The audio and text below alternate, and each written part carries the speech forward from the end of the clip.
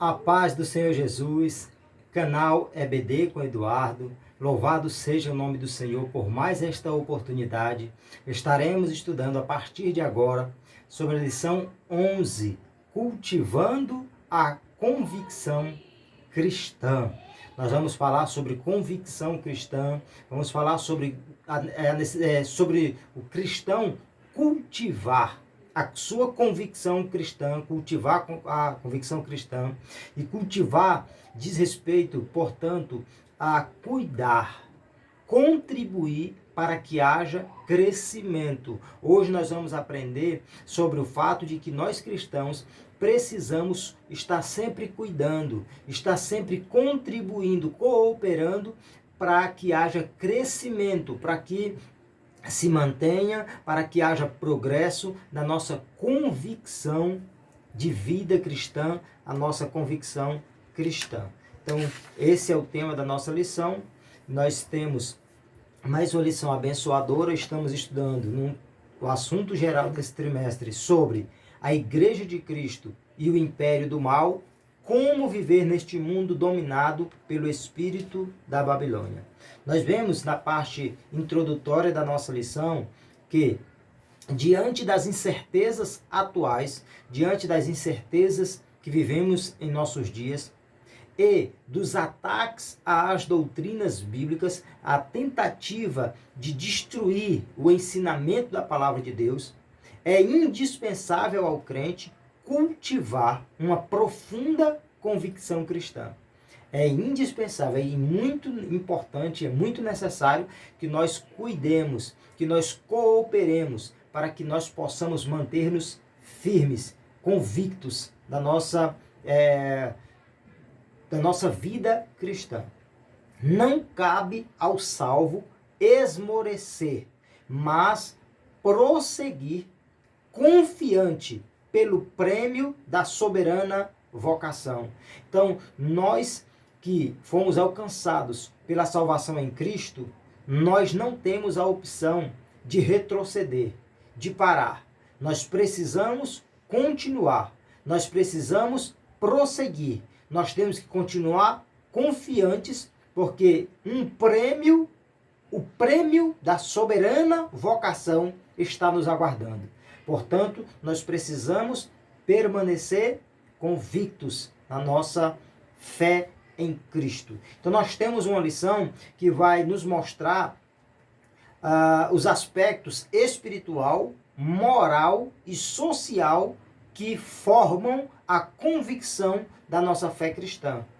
Nós vamos observar que o objetivo da lição de hoje é despertar em cada um de nós que servimos a Cristo o desejo de sermos autênticos embaixadores de Cristo em um mundo de trevas. Nós precisamos ser verdadeiros representantes do nosso Salvador Jesus Cristo em um mundo que está nas trevas, que jaz no maligno, que está dominado pelo espírito da Babilônia. O império do mal, ele luta contra aquilo que a igreja defende. Portanto, nós precisamos ser que Cristo defende. E, portanto, nós precisamos ser representantes de Cristo, embaixadores de Jesus nesta terra, neste mundo cheio de trevas.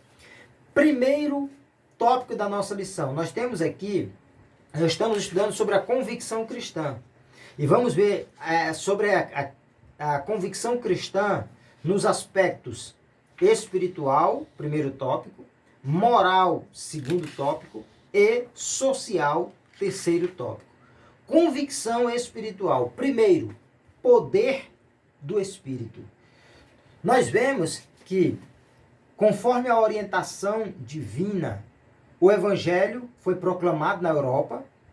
Nós vemos que o apóstolo Paulo teve uma visão conforme Atos 16, 9, quando o texto bíblico diz que Paulo teve ali a visão de um homem acenando para Paulo e dizendo: passa a Macedônia e ajuda-nos. Ou seja, venha até a Macedônia, passe aqui, nós estamos precisando, nos ajude. Ou seja, Paulo teve uma visão de que ele deveria ir ali, cumprir o seu chamado, o propósito divino na sua vida naquele lugar. E aí nós vemos que o apóstolo Paulo foi, o apóstolo Paulo esteve em Filipos, depois o apóstolo Paulo pregou em Tessalônica, e aí o apóstolo Paulo foi pregando na Europa, Deus usando o seu servo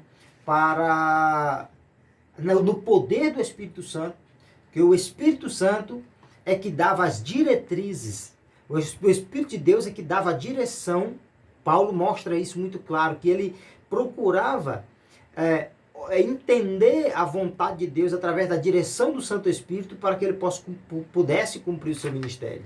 E nós vemos que o apóstolo Paulo deixou claro que o evangelho que ele pregou não foi pregado como um mero discurso racional.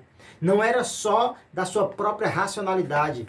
Paulo estava pregando não somente aquilo que... Não era aquilo que vinha especificamente de si mesmo.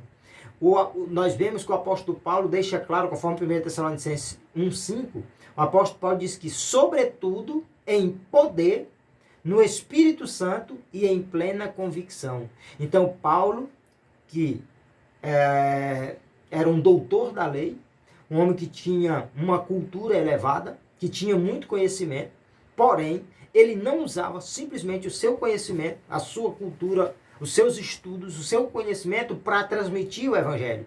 Paulo pregava, sobretudo, no poder e na direção do Espírito Santo. Então, nós precisamos ter convicção espiritual.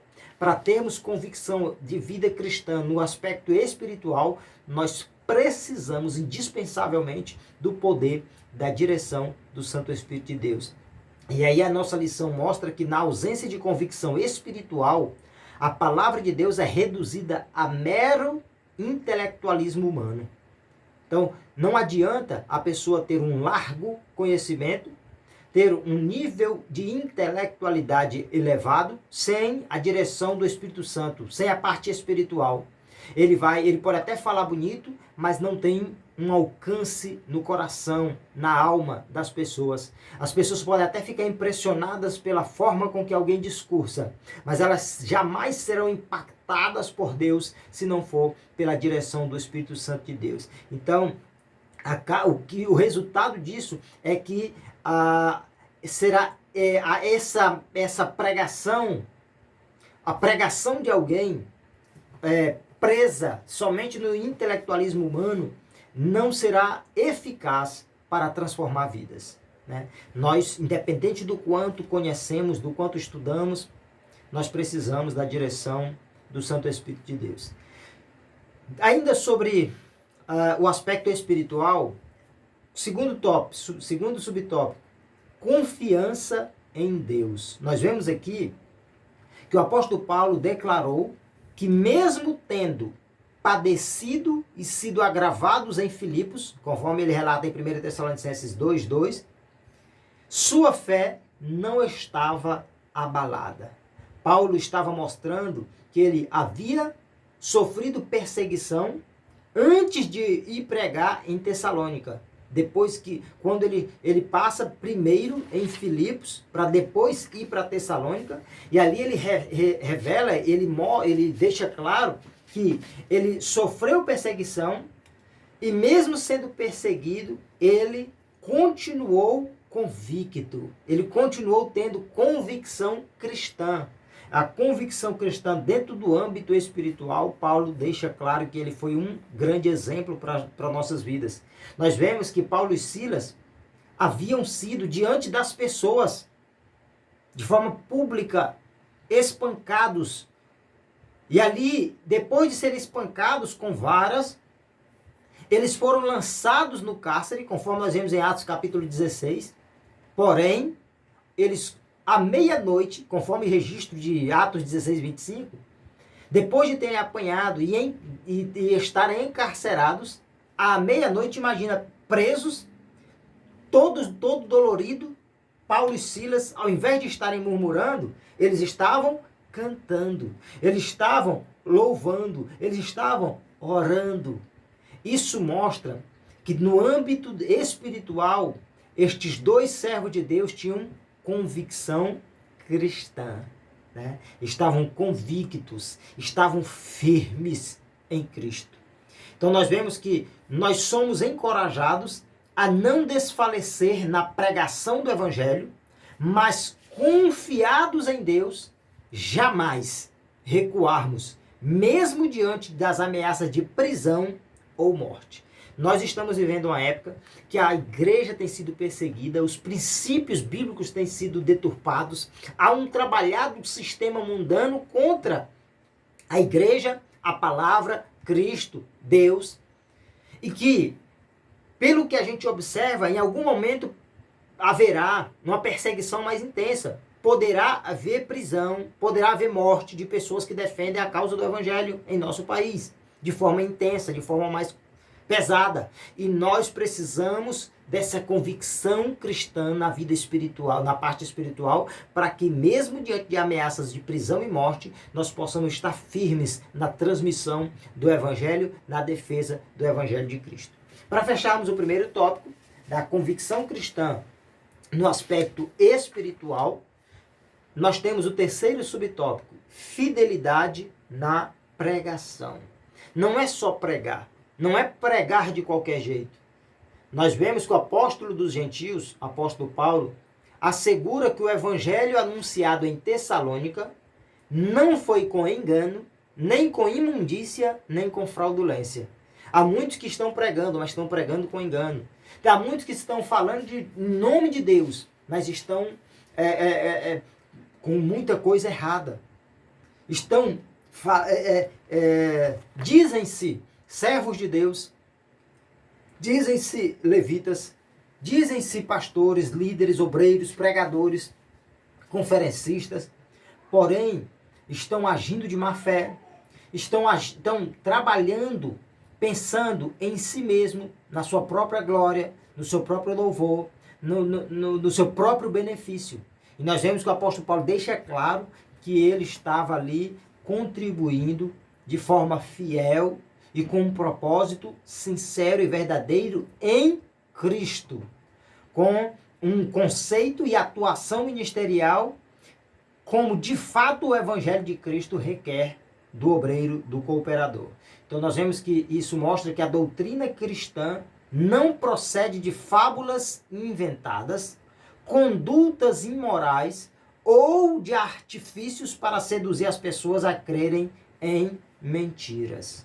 Nós vemos aqui, para fecharmos esse primeiro tópico, que a igreja, nós, servos de Cristo, nós que cooperamos um pouco no Evangelho de Cristo, Evangelho do Reino, nós somos exortados a continuarmos fiéis, mantermos a fidelidade ao transmitirmos o Evangelho, manter a fidelidade na pregação, repudiar os falsificadores da palavra de Deus e anunciar Cristo com sinceridade.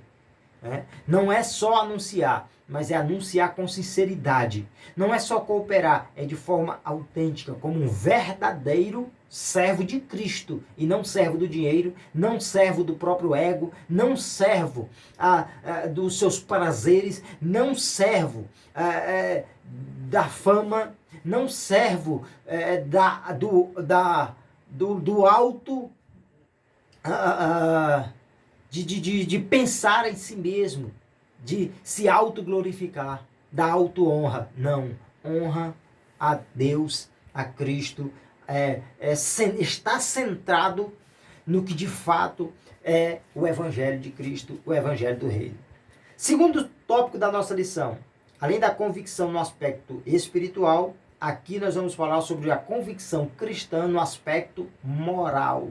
Convicção moral.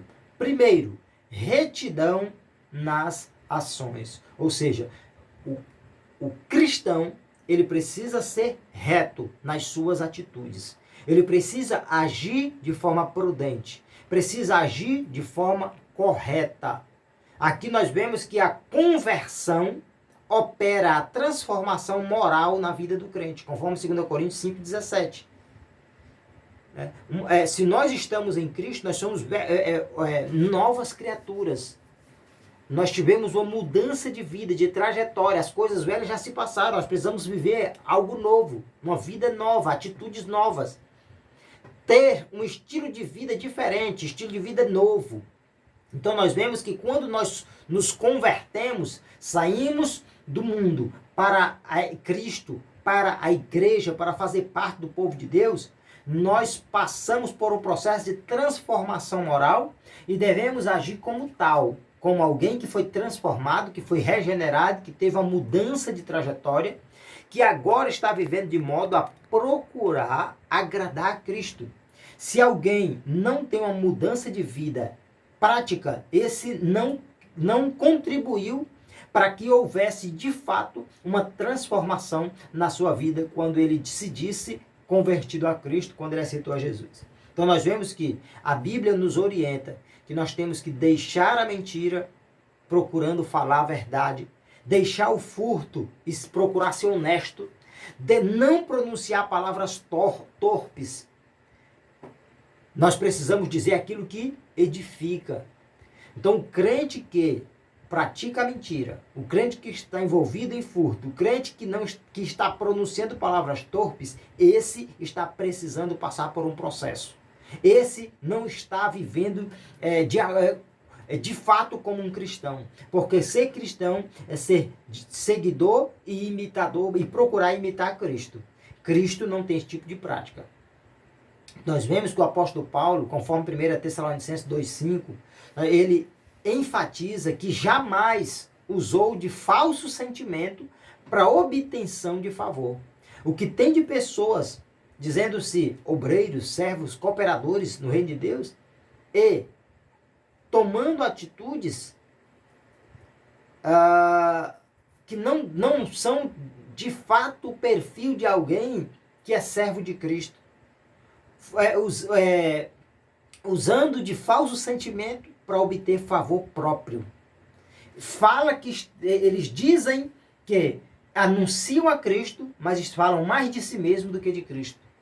Eles dizem ser discípulos de Jesus, mas estão mais preocupados em obter algo para si, glória para si, honra para si, ter retorno para ele mesmo, ao invés de glorificar a Cristo, investir no reino, cooperar de fato pela causa do Evangelho.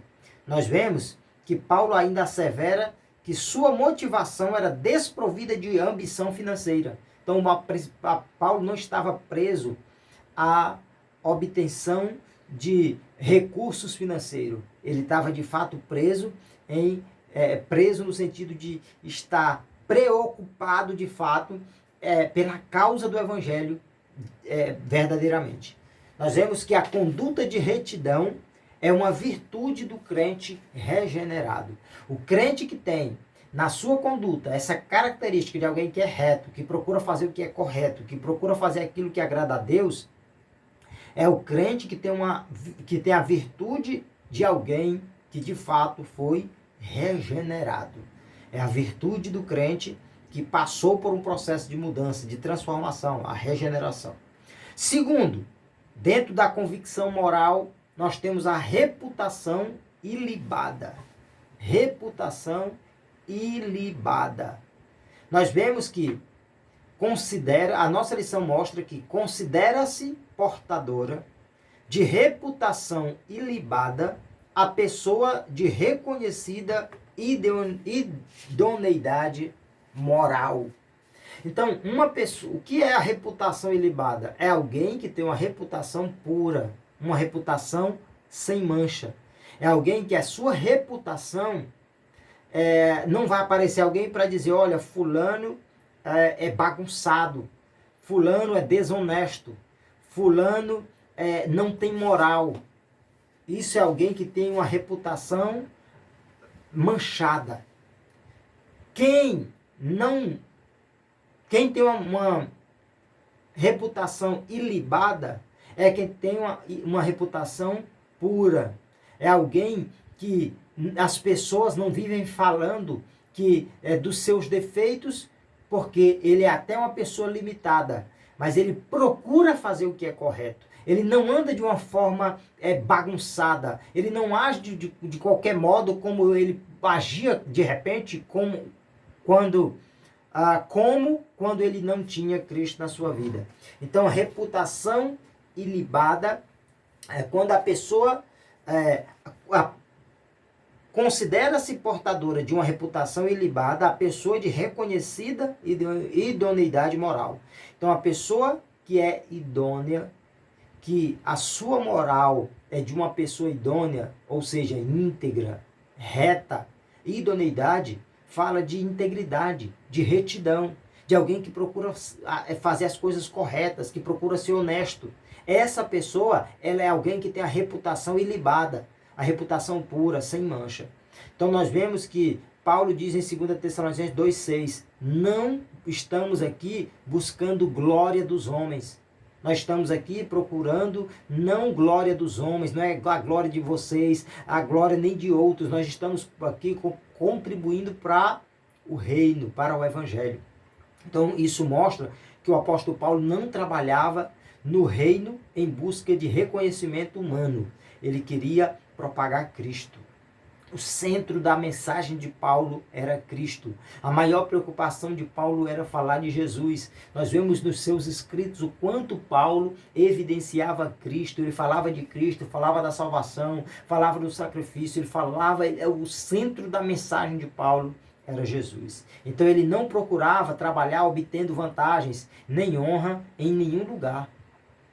Nós vemos aqui que aqueles que aspiram fama, que buscam prestígio, acabam caindo em tentação e maculam o evangelho de Cristo.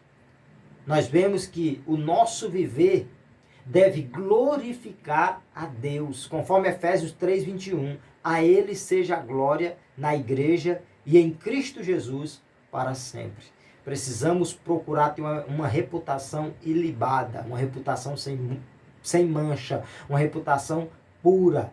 Não é só contribuir no reino de Deus, é procurar contribuir de forma sincera, de fato, conforme a vontade de Deus e para agradar a Cristo. Terceiro, vida irrepreensível. O que é ter uma vida irrepreensível?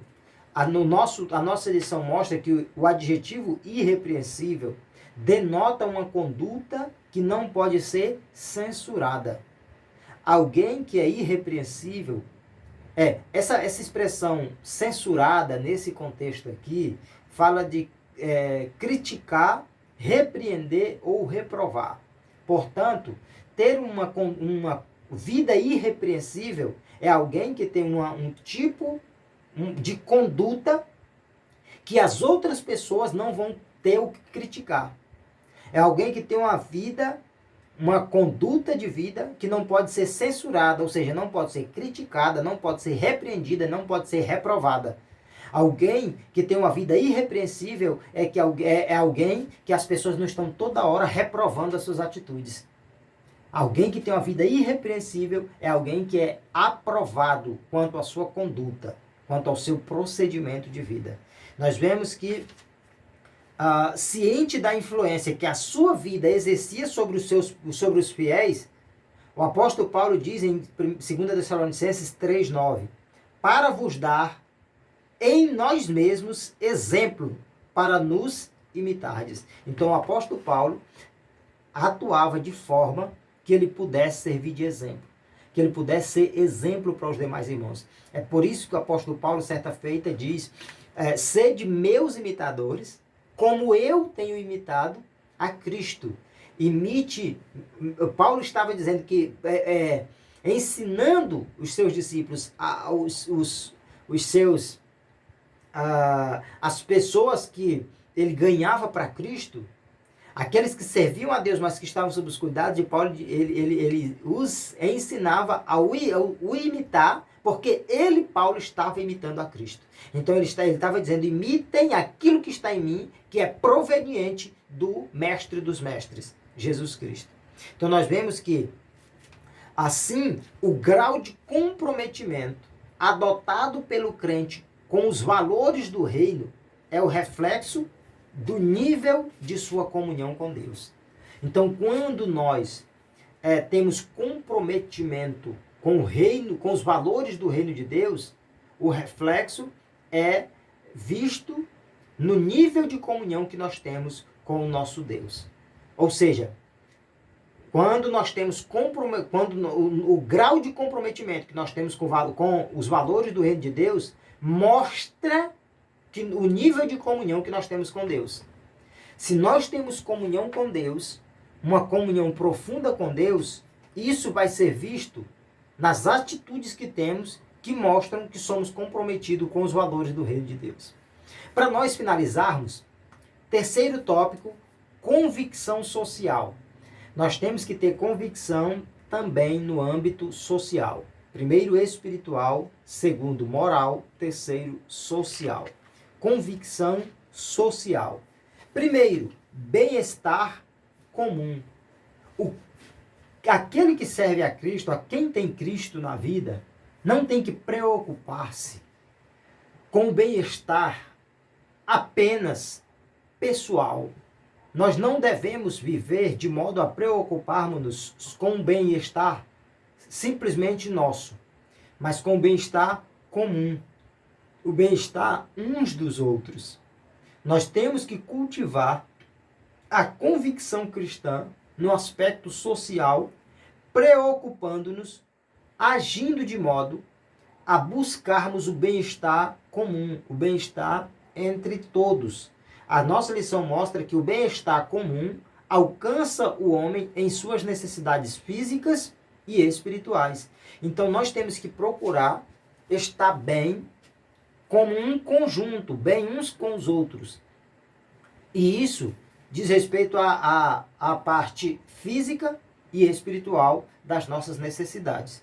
Nós vemos que a Bíblia nos fornece instruções para o bem-estar tanto espiritual quanto social dos seres humanos. E o papel da igreja é tanto proclamar o evangelho e também contribuir para que o sofrimento das pessoas seja aliviado, para que o sofrimento uns dos outros seja aliviado. Aliviar o sofrimento promovendo o bem-estar social entre os irmãos. Então faz parte do nosso... Não é só pregar o evangelho, não é só falar de Bíblia. É procurar contribuir. Quando a gente vê alguém com uma necessidade, a gente contribuir para que a necessidade daquela pessoa seja suprida, para que o seu sofrimento seja aliviado. Isso faz parte da nossa missão. Não é só falar da Bíblia. Não é só falar...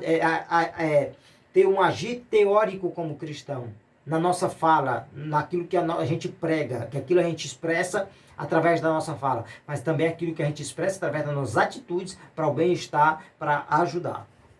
E aí nós vemos que Paulo encorajava, Paulo confortava e Paulo servia de exemplo para a igreja. E nós vemos que o dever do cristão engloba a parte moral e a parte social.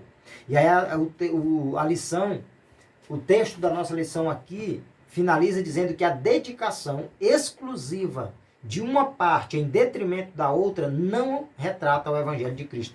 Então o Evangelho de Cristo não é só nós pregarmos, mas também cuidarmos. Não é só a parte moral e espiritual, mas também social. Não é só pregar a palavra, é ajudar as pessoas nas suas necessidades, é cooperarmos para que o sofrimento um dos outros seja aliviado. Segundo, dedicação altruísta.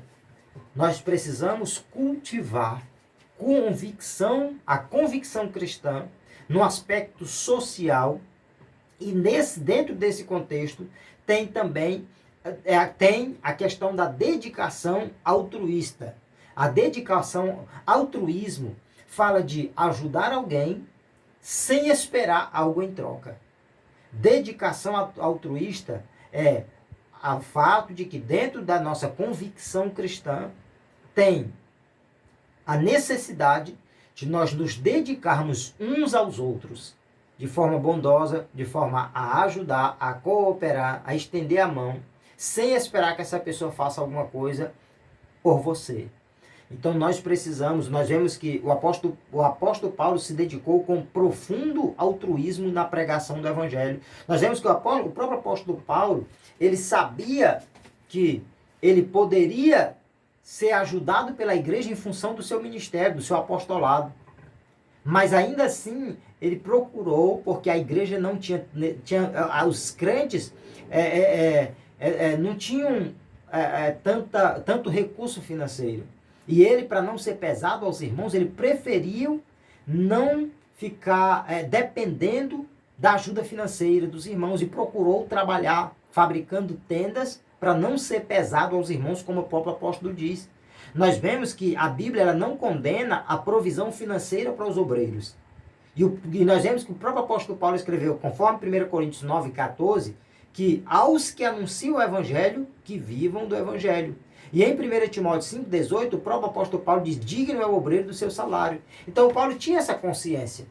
Paulo não era contra a igreja ajudar o obreiro, ajudar o cooperador, o pastor, o líder espiritual.